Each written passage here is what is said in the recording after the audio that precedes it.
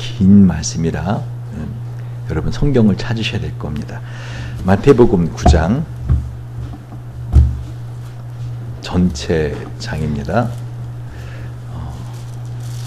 평소에 우리 창세기를 했었는데 오늘 이제 추석 명절을 맞아서 우리에게서 이 추석 명절의 의미가 무엇인가, 우리는 어떻게 이 명절을 지내야 되는가, 그리고 남은 생애를 어떠한 마음으로 어떤 믿음으로 살아야 되는가 라고 묵상하다가 오늘 마태복음 9장에 있는 말씀으로 하나님께서 저희들에게 말씀하는 것을 함께 은혜 받으시기 바랍니다.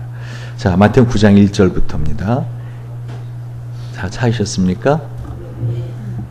예수께서 배에 오르사 건너가 본 동네에 이르시니 침상에 누운 중풍병자를 사람들이 데리고 오거늘 예수께서 저의 믿음을 보시고 중풍병자에게 이르시되 소자야 안심하라, 내 죄사함을 받았느니라.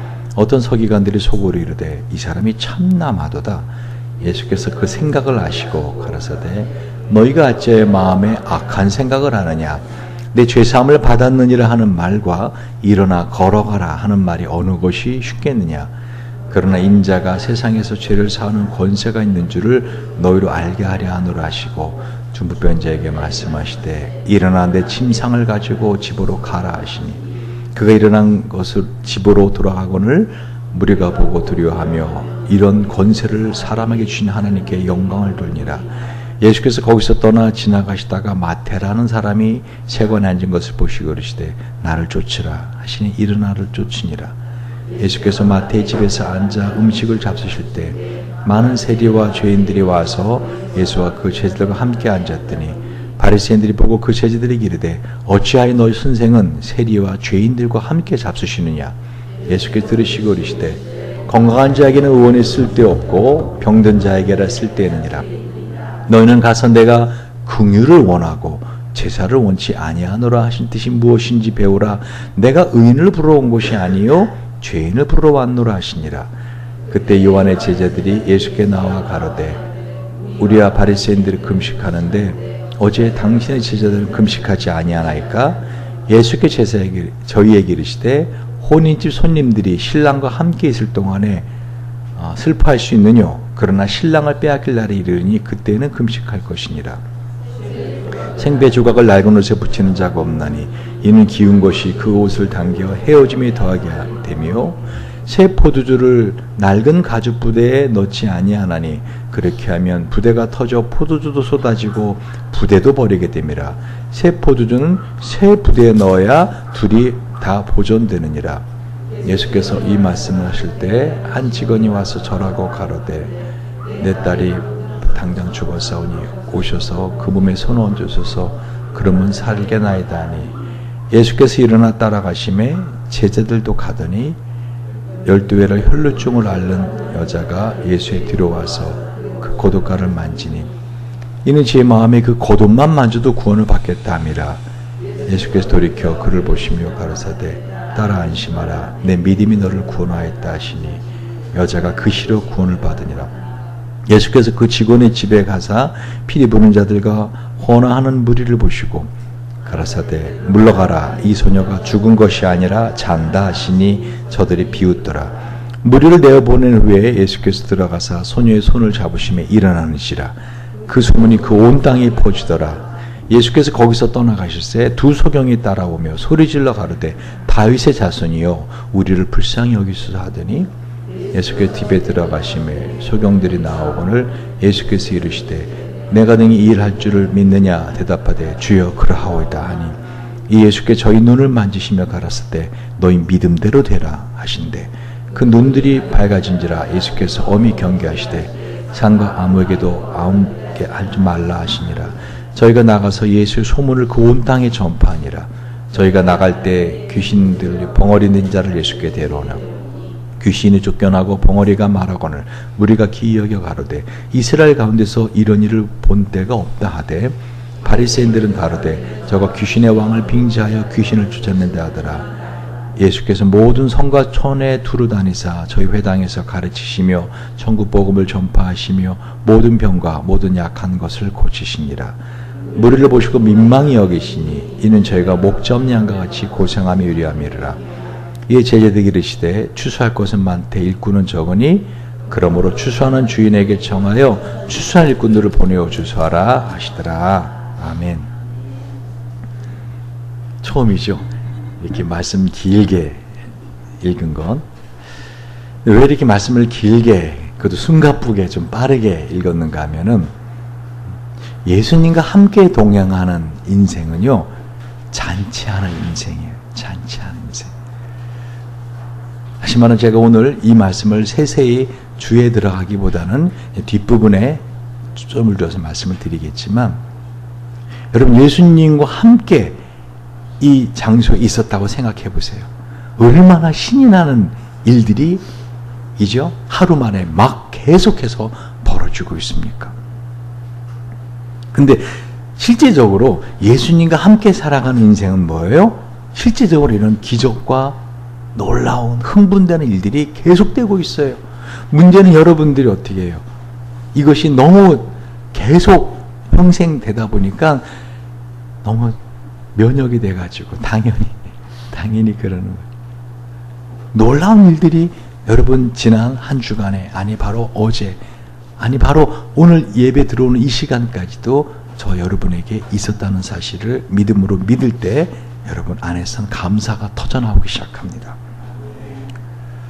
저는 밀가루가 몸에 안 좋다는 사실을 알고 나서부터 이 가급적 빵이나 짜장면, 특히 짬뽕, 독국물입니다. 짬뽕은 잘 먹질 않습니다. 왜 그런가 하면 이 밀가루 안에 있는 글루텐이라고 하는 이것이 우리의 뇌막을 뚫고 올라가는 유일한 음식물 중에서 유일한 그런 무서운 우리에게 중독 증상을 가져오는. 그래서 우리가 다른 거는 안 먹어도 별로 이렇게 막 먹고 싶다, 정말 미치게 먹고 싶다는 게 없는데 빵 같은 거, 특히 짜장면, 짬뽕 이런 거는 한동안 이 중독이 된 사람도 어떻게 해요? 먹고 싶다. 이건 뇌에 이게 글루텐이 흡착이 돼서 중독 증상을 보이는. 근데 문제는 짬뽕의 그 국물이 아주 몸에 안 좋아. 진짜 몸에 안 좋아. 제가 오늘 다른 말 하려는 게 아니라 그럼에도 불구하고 제가 유일하게 밀가루 음식을 좋아하는 게 있고 그것을 먹을 때는 어떻게 해요? 그런 밀가루의 어떤 그런 것 없이 가능하냐면 아주 기쁜 마음으로 감사하는 마음으로 어떤 땐 두 그릇을 뚝딱 해치우는 있는데 바로 그게 어떻게 하셨어요? 잔치국수입니다. 저는 잔치국수를 먹으면은 그렇게 마음이 좋아요. 마음이 좋아요. 다른 밀가루 음식을 먹으면 항상 죄책감을 느끼고 내 몸에 죄를 범하는 것 같다. 그런데 다른 것보다 잔치국수는 먹으면 어떻게 해요? 마치 잔치하는 마음이 듭니다. 아마 이름 때문에 그런 것이 아닌가. 그래서 이 추석날 여러분 딱 생각나는 게 뭐죠? 추석 그러면 그렇죠. 송편 또 뭐예요? 먹는 것 이렇게 이제 먹는 것. 근데 이 추석날 명절날이 괴로운 사람들이 있더라고요. 그렇죠. 바로 명절병을 앓고 있는 며느리들. 인터넷에 제가 명절병 이렇게 쳐봤더니 한 케이스가 나오더라고요. 그분은 예수 믿으시는 분인데 다른 것이 아니라 그 명절날 그 시댁에 가면은 그리고 제사 지내고 그리고 제사 음식 이렇게 준비하고 그게 참 싫었대요. 예수 믿으시는 분이기 때문에. 그리고 나누는 대화들도 다 뭐예요? 아주 그분에겐 전혀 관심이 없는 세속적이고, 그죠? 그냥. 그리고 무엇보다 시어머니가 그렇게 교회 다닌다고. 너 아직도 교회 다니냐? 교회 가면은 밥을 주냐, 국을 주냐? 그러면 속으로 그런데요. 다 준다고 우리 교회는. 그런데 그분이 다른 것이 아니라 명절날 시댁을 가면은 그렇게 시어머니가 잔소리를 해야 되는데 자기 아들, 자기가 볼 때는 자기 아들이 운동 안에 살만 쪘구만. 근데 알고 아들 혈색이 안 좋다고, 넌 도대체 내 아들을 갖다가 뭘 걷어먹였길래 이렇게 얼굴이 부었냐 뭐 하면, 부은 게 아니라 살찐 거거든요. 그리고 손주들도 그냥 그렇게 그 시어머니가 핍박을 하고, 그러니까 자기는 시댁 가는 게 너무 힘들대요. 그래서 이 명절만 다가오면은 막 몸이 아파온다는 겁니다. 미리 몸이 아파온대요. 그래서 작정기도를 했대요. 하나님, 저 너무 괴롭습니다. 시댁에 가는 거 정말 싫습니다. 어떻게 시댁에 안 가는 길을 저에게 허락해 주시옵소서. 근데 하나님이 그 기도에 시댁 안 가는 길은 알려주지 아니하시고 한 깨달음을 주시더래요. 너만 괴로운 거 아니다. 네 시댁에 살고 있는 마귀들도 너가 올 때마다 괴로워한다. 그때부터 이 집사님은 시댁에 가는 일이 어떻게 해요? 즐거우셨대요. 시댁 문을 딱 열고 들어가면서 뭐라고 한지 아십니까? 괴롭지? 나 또 왔다. 너 한번 당해봐라. 그 집에 있는 귀신들에게 뭐라고요? 괴롭지? 내가 와서 내가 틈틈이 짬짬이 계속 기도할 거다. 괴롭지? 너도 한번 당해봐라. 그때 했더니 이 몸도 안 아프고 마음도 상쾌해지고 오히려 어떻게 해요? 그 시댁에 가는 일이 기대가 되더랍니다. 제가 왜 말씀을 드리는가? 여러분, 어떤 상황에 있든지 우리 인생은요, 어떻게 해요? 예수와 함께하면 항상 감사하고 흥분된 삶을 살 수 있어요. 오늘 에세이 글에 우리가 매일매일 감사하며 살아야 될 이유, 이렇게 적어놨다고요.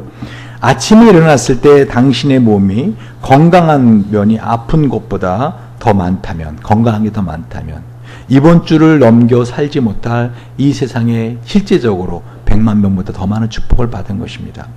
100만 명 이상이 항상 한 주에 한 번씩 중환자실에 생명을 앗아가기 때문에, 만일 당신이 한 번도 전쟁의 위험이나 수용소 외로움이나 고문의 고통, 그러한 것을 두려워하지 않고 하루를 보낼 수 있다면 당신은 이 세상에 5억 명 중에 사람들보다 나은 사람입니다.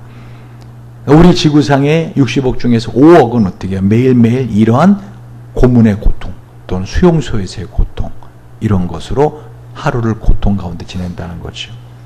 당신이 체포, 협박, 학대, 고문, 죽음의 두려움 없이 교회를 나갈 수 있다면 당신 이 세상에 20억의 사람들보다, 30억의 사람들보다 더 축복받은 사람입니다. 만일 당신 냉장고 안에 음식이 있고 당신의 몸에 옷을 입을 수 있는 옷이 있고 옷장에 머리 위에 지붕이 있고 잠잘 장소가 있다면 당신 이 세상 인구의 75%의 사람들보다 더 부유한 사람들입니다. 의외로 여러분, 세상에 많은 사람들은 가난합니다. 먹을 것이 없습니다. 아니 마실 물도 없는 것이 실질적인 상황입니다. 저도 인도에 갈 때마다 인도의 그 기차 그 역 청사에 수많은 사람이 거기서 잠을 잡니다. 맨바닥에. 다행히 춥지가 않아요, 그 나라는.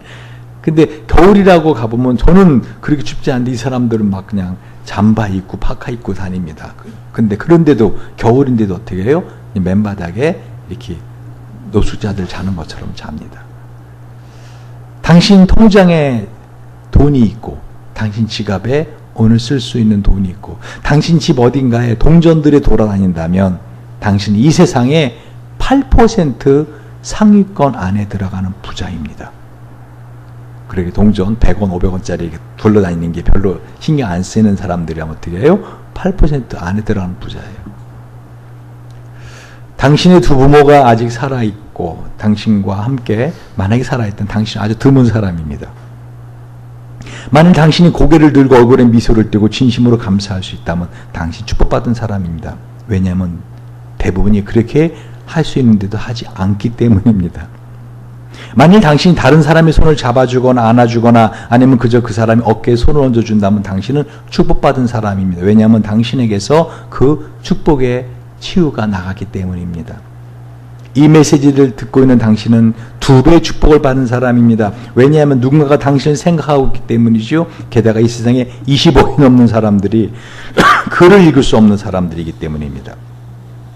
어제 신방 가면서 우리 우계성 권사님께서 지난번에 케냐 아프리카에 가셨을 때 벼룩이한테 물렸던 경험을 하시면서 치를 떠시는 걸 봤어요.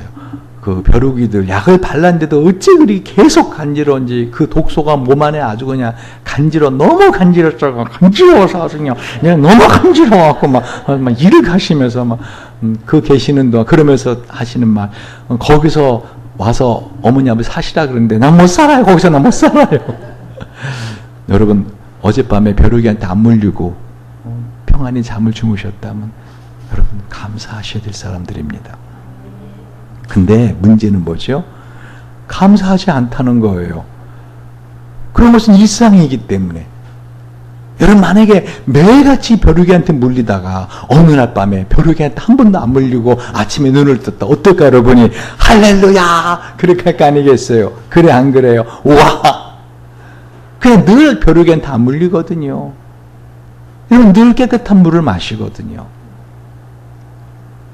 근데 오늘 본문을 보면은요, 예수님께서 하루의 삶을 살아가시는데요, 그야말로 완전히 드라마틱한, 그야말로 신나는 하루를 살아가세요.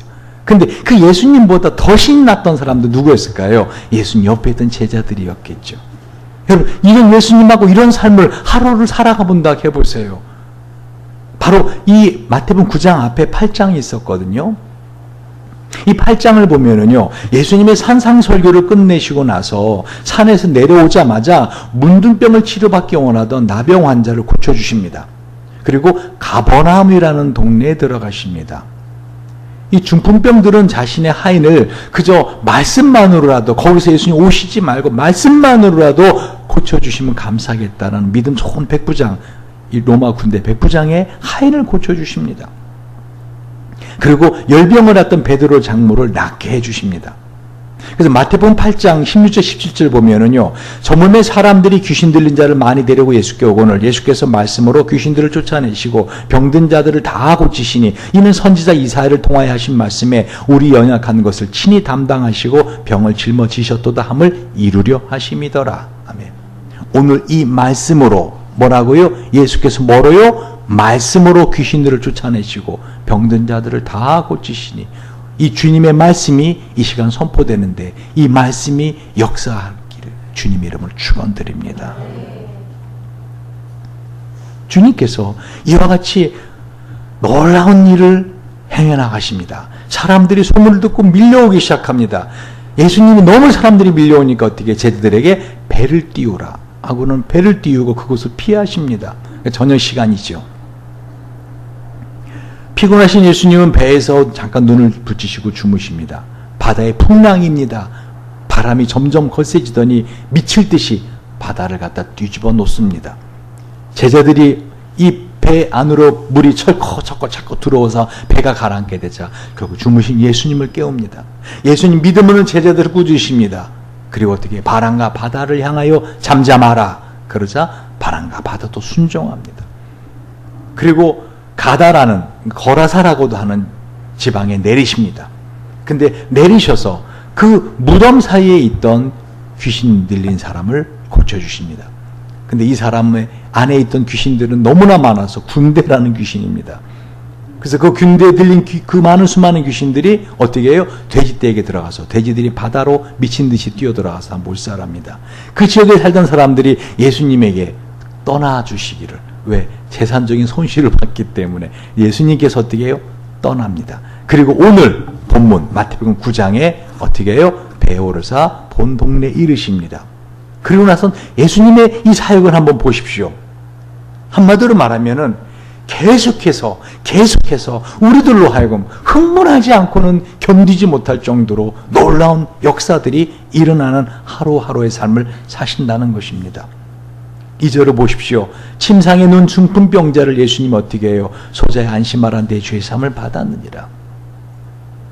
이와 같이 예수님과 함께하는, 예수님이 현존하는 그 공간에는, 그 시간에는 뭐가 일어나고 있어요? 기적이 일어나고 있어요. 할렐루야.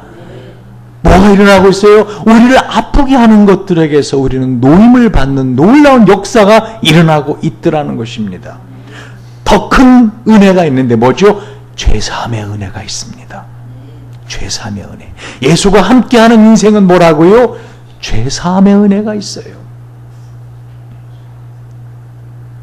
그러자 예수님이 내 죄사함을 받았느니라 하는데 그 말에 어떻게 해요? 서기관들이 속으로 참나마도다. 어떻게 인간이 인간의 죄를 용서해 주는가? 그자 예수님 그 생각을 하시고 뭐라 그래요?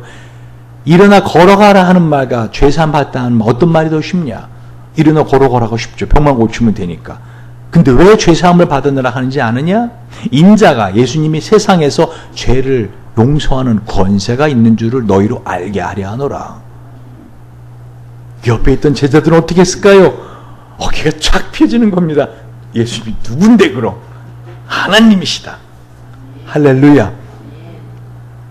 많은 무리들이 예수님을 두려워합니다. 그 예수님의 그 놀라운 권세를 주신 하나님께 영광을 돌립니다. 그리고는 세관에 앉은 마태에게 나를 쫓아라 하고는 제자 삼습니다. 마태가 예수님을 모시고 잔치를 벌입니다. 10절을 보십시오. 예수님이 마태의 집에서 앉아 음식을 잡수실 때 많은 세리와 죄인들이 와서 예수와 그 제자들과 함께 앉았더니, 그러니까 수많은 세리와 수많은 죄인들이, 이 죄인들 할 때는 그때 장녀를 비롯해서 세상에서 아마 이 인생 쓰레기 같은 사람들이 다 와서, 그런데 그들이 오히려 예수님의 친구가 되었다는 것입니다. 그러니까 바리새인들은 어떻게 해요? 불편합니다. 수많은 사람들이 와서 음식을 먹고 잔치집에 초대는 받았지만 불편합니다. 그래서 왜 예수님 너희 선생님은 세리와 죄인들과 함께 음식을 잡수시냐? 왜 자신을 동급으로 여기느냐? 예수님이 그걸 들으시고 뭐라 그래요? 건강한 자에게 의원이 있을 때 없고 병든 자에게 있을 때 있느니라. 특별히 13절 오늘 설교에 가장 중요한 단어가 들어가 있는 말씀입니다. 한번 읽어볼까요? 13절 마태복음 9장 13절 시작.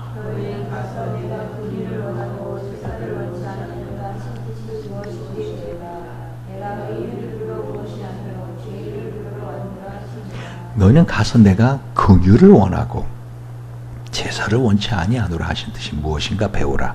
내가 의인을 부르러 온 것이 아니요 죄인을 부르러 왔노라. 그러니까 진정으로 예수님과 가까이 하고 예수님과 함께하는 삶을 살고 싶은 사람, 또한 그런 사람들은 어떤 사람들이라는 거예요? 사실은 여기 보니까 예수님 필요한 사람들이에요. 여러분, 의사가 필요한 사람은 누굽니까? 아픈 사람입니다. 그래 안 그래요? 여러분, 아픈 사람이 의사를 필요로 합니다. 아프지 않을 때는 의사는 별로 필요 없습니다. 그러나 아팠을 때 그 의사는 얼마나 고마웠고 우리에게 기묘한 사람입니까? 예수님이 바로 그러신 분이라는 거예요. 특별히 여기서 너희는 가서 내가 긍휼을 원하고 제사를 원치 아니하노라.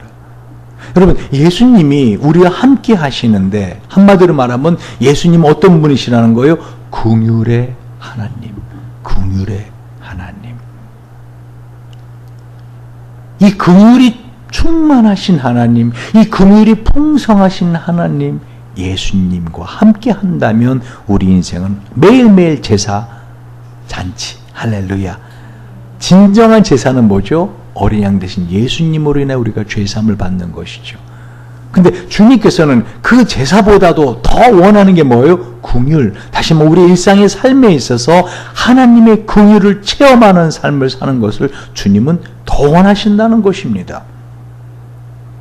14절에 예수님에게 제자들이 와서 묻습니다. 그죠?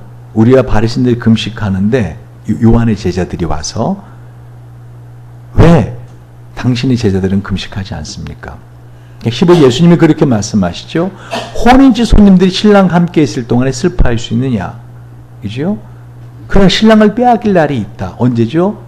주님의 십자가에 죽으시는 날이죠. 그날에는 금식할 것이다. 그러니까 18절에 보니까 생배 조각을 낡은 옷에 붙이는 자가 없다. 그리고 세포도 낡은 가죽 부대에 넣지 아니한다. 무슨 말이에요? 예수님 오기 이전에 구약에 있었던 모든 말씀들은 뭐죠? 한마디로 헌 옷, 그리고 헌 부대라는 거예요. 그 예수님이 뭐라는 거예요? 생배, 새로 짠 배, 그리고 새 포도주라는 거예요. 그러니까 예수님을 진정으로 믿고 예수님 주신 은혜를 누리고 살려면은 이 고정된 과거의 우리의 그런 관념, 고정된 생각의 포도주에다 담으면 터져버린다는 거예요.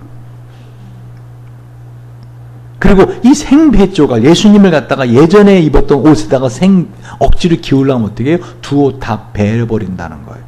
지금 뭐를 말하는 가만히 들어보세요. 다시 말하면 예수 믿는다는 것은 우리나라에서 언제부터인가 예수 믿지 않는 사람들에게는 뭐예요? 한마디로 재미없는 종교. 그죠? 재미없는 종교. 뭘 먹지 마라, 마시지 마라, 뭐 하지 마라 하는 종교가 되었어요. 그러나 예수님이 말씀하시는 이 복음의 본질은 그게 아니라는 거예요. 한마디로 잔치하는 분위기가 돼야 된다는 겁니다. 할렐루야. 그러니까 그 이전에는 어떤 분위기였다는 거예요? 한마디로 어떤 소위 말하면 종교적인 분위기.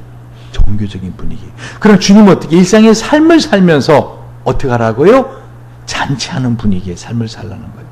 그 예수님의 이 일상의 삶을 가만히 보세요. 말씀드렸잖아요. 지금 아침부터 계속 저녁까지 어떤 일들이 벌어져요. 한마디로 예수님과 함께하는 제자들의 입장에서 보면 어떻게 해요?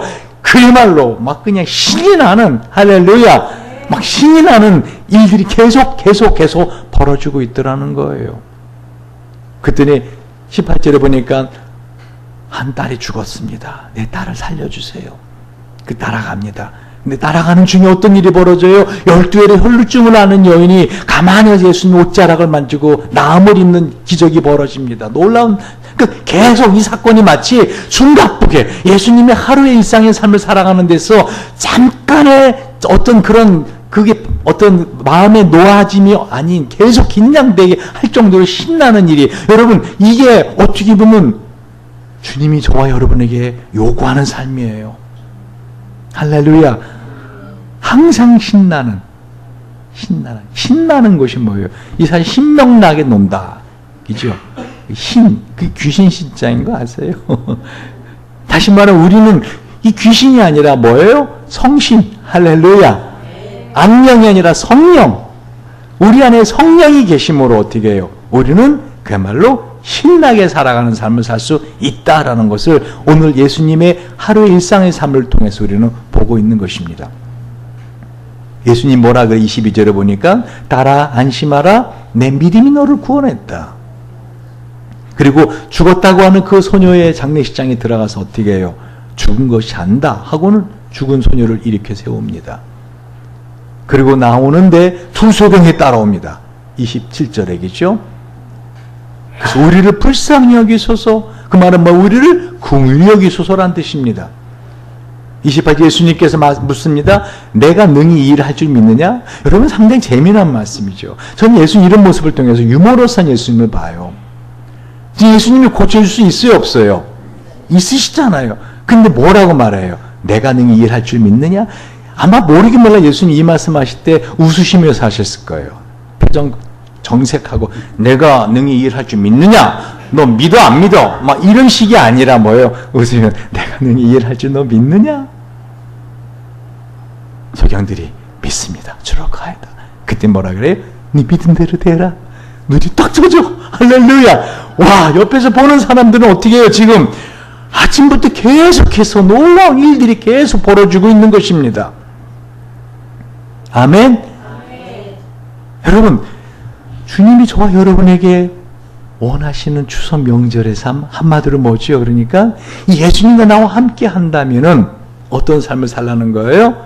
어떤 상황이든지 기뻐하고 즐거워하며 신나는 삶을 살 것이 우리 주님 우리에게 요구하시는 삶이라는 것입니다. 아멘. 한마디로 기적과 흥분의 잔치집 분위기의 일상. 저도 이 말씀을 떠올리면서 도대체 이 기분이 어떤 기분일까? 그럴 때 제가 예전에 그 전도 여행을 가던 그때를 떠올렸어요.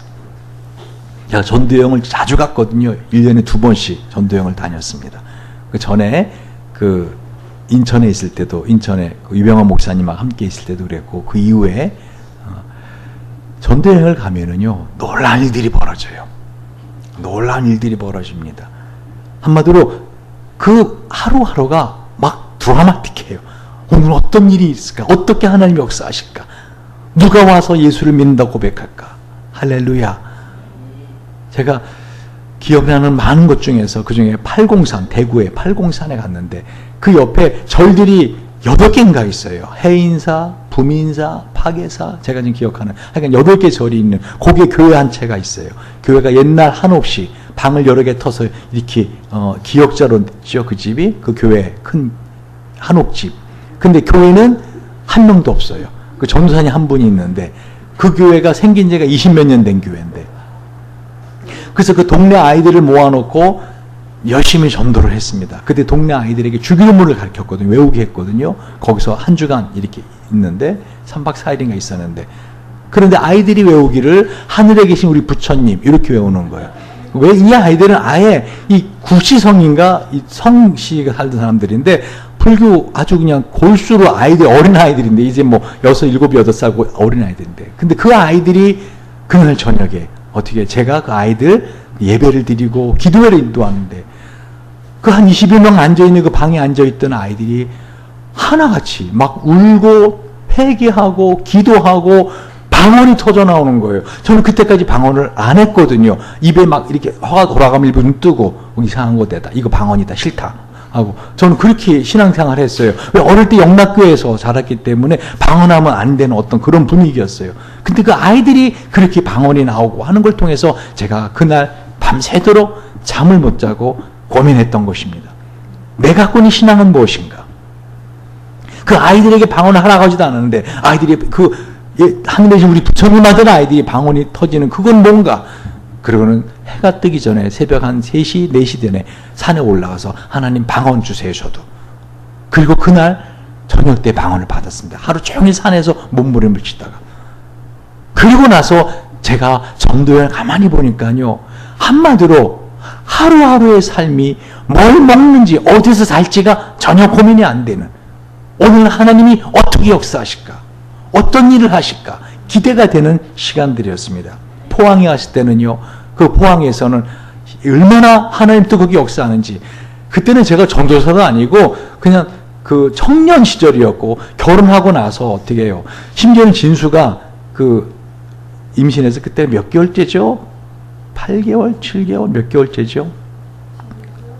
그때 제가 전도여행 간다는 주일 아침에 5개월인가 그렇게 됐는데 그게 집사람이 하혈을 해가지고 병원에 실려가는, 그래서 수술을 해야 되는, 제 마음에 갈등이 있었습니다. 아내가 수술을 받아야 되는데 그 보호자 사인을 해놓고 전도여행을 떠날 것인가 아니면 수술한 옆에 있어야 될 것인가.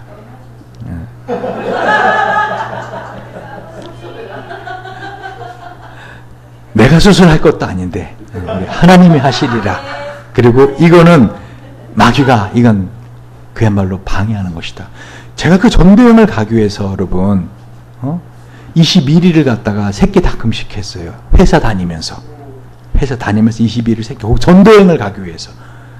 근데 그 전도여행 가는 그 주일날 그런 사단의 역사가 나타난 것입니다. 그러나 저렇게 건강한 아이가 태어났습니다. 자, 보십시오. 그 포항에 갔을 때 얼마나 하나님 뜨겁게 역사하는지. 저는 그냥 평신도였는데도 제가 설교를 하고 그리고 예배를 인도하는데 소방서에서 2번이나 왔다는 거 아닙니까?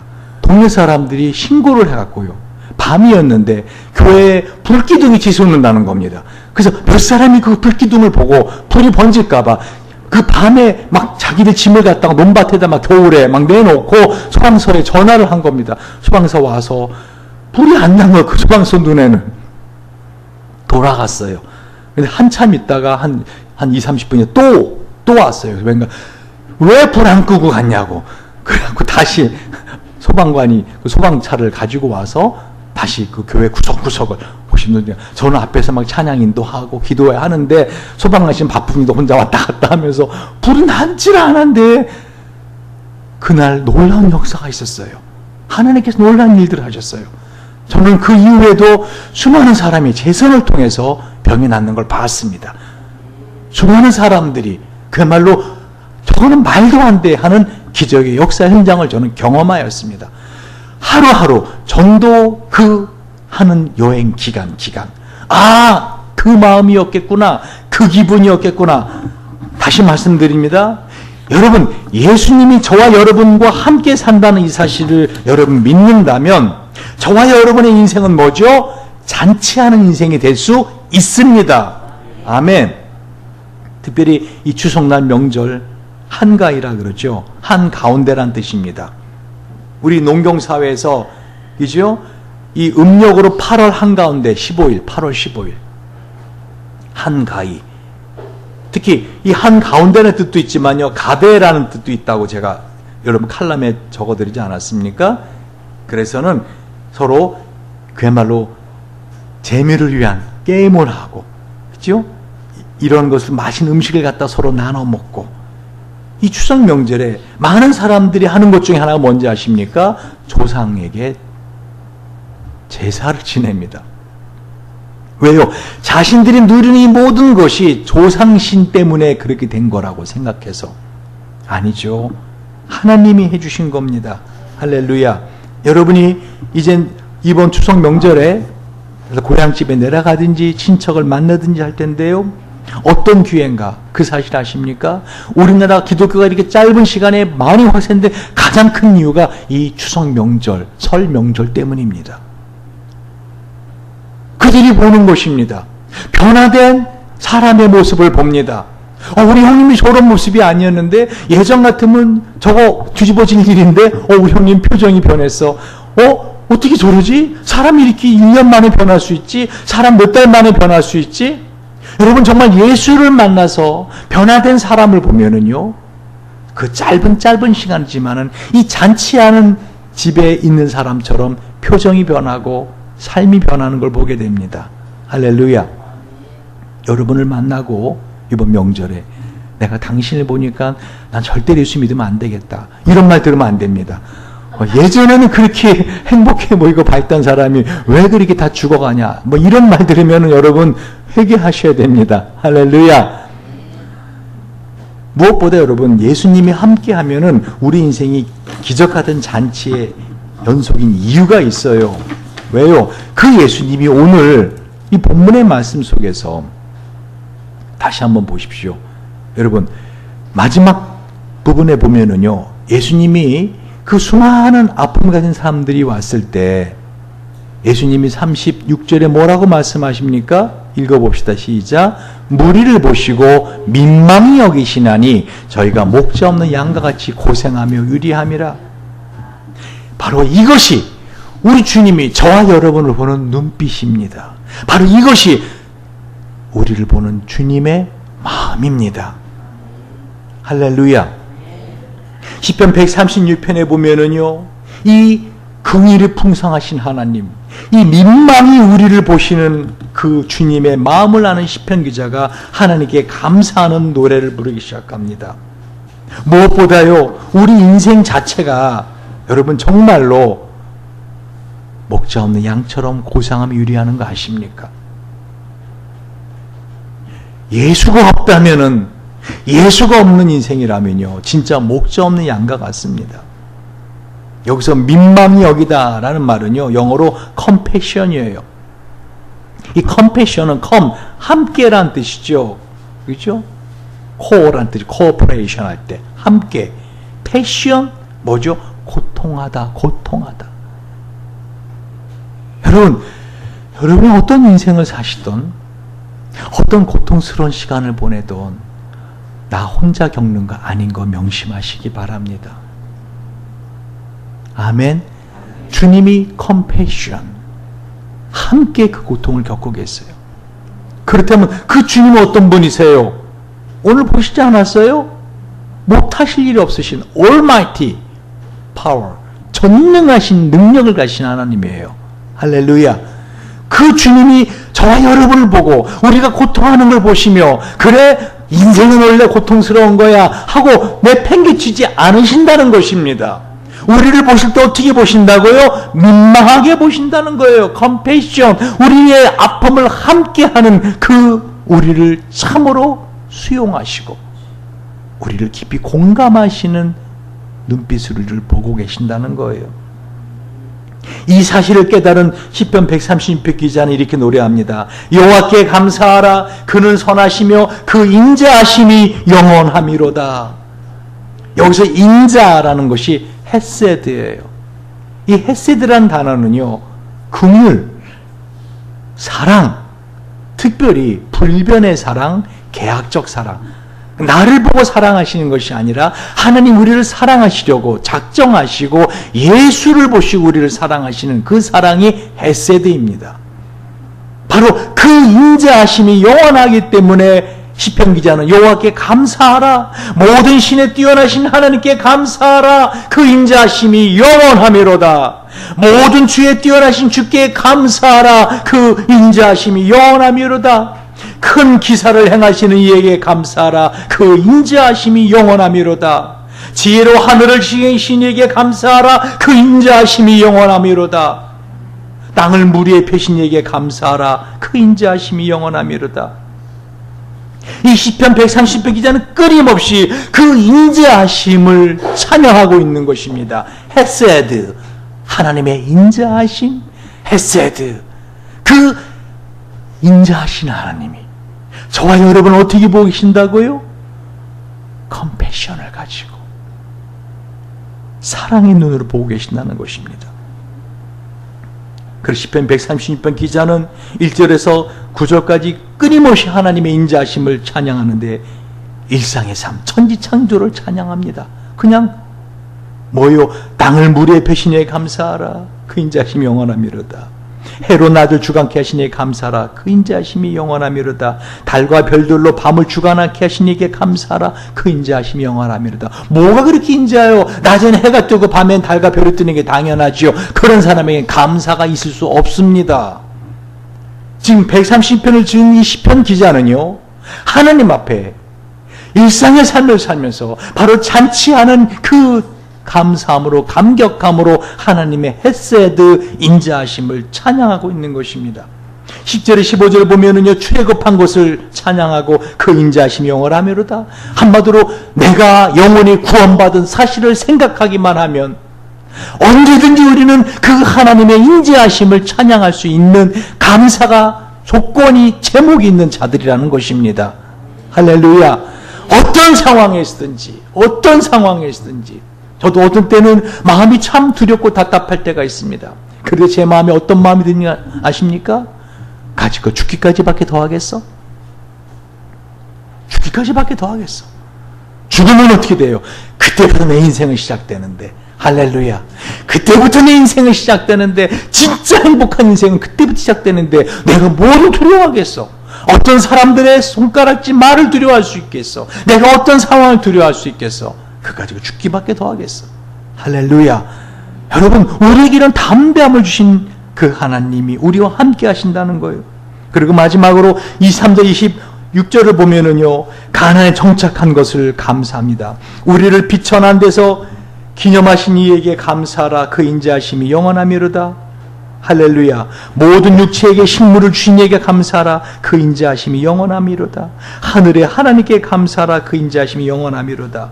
여러분, 말씀을 맺을 텐데요, 오늘 마태복음 9장에서 이 숨가쁘게 진행되어가는 하나님의 놀라운 역사 현장 속에 저와 여러분이 있다는 것입니다. 당연히 여기는 눈으로 바라보지 마시고 오늘 시편 130편 쓴 그 시편 기자의 고백처럼 하루하루의 삶을 하나님의 그 인자하심으로 나와 함께 컴패션 하시는, 나를 마치 목자 하는 양같이 불쌍히 여기셔서 진히 선한 목자가 되어주신 그 예수님과 함께 살아가는 인생이 어떤 인생인가를 돌아보면 우리의 입에서 저절로 그 인자하심이 영원하미로다. 할렐루야. 감사하며 살 수 있을 것입니다. 이번 추석에 드시는 음식은 이제까지 먹었던 음식과 다를 것입니다. 왜요? 그 인자하심으로 베풀어 주시는 하나님의 은혜이기 때문에. 할렐루야. 저도 그렇게 보니까 송편을 봐도 예전에 그냥 이렇게 먹었는데 어떻게 해요? 진짜 반달같이 생겼네. 이건 초생딸일까? 빈대떡을 먹을 때도 어떻게 해요? 이건 보름달일세. 할렐루야. 달 한쪽을 뜯어 먹어보자 하는 믿음을 가지고 감사를 가지고 음식을 대하시고 이번 추석 명절을 행복하고 신나고, 그래서 그 감사가, 그 행복이 어딨냐고 물어보는 사람들에게 대답할 말을 준비하시고, 할렐루야. 많은 말도 필요 없어요. 예수 때문에, 나는 예수 때문에 행복해요. 예수 때문에 신이 나요. 예수 때문에 살맛 나요. 할렐루야. 따라해 보시기 바랍니다. 나는 예수님 때문에 행복합니다. 나는 예수님 때문에 살맛 납니다. 기도하시겠습니다.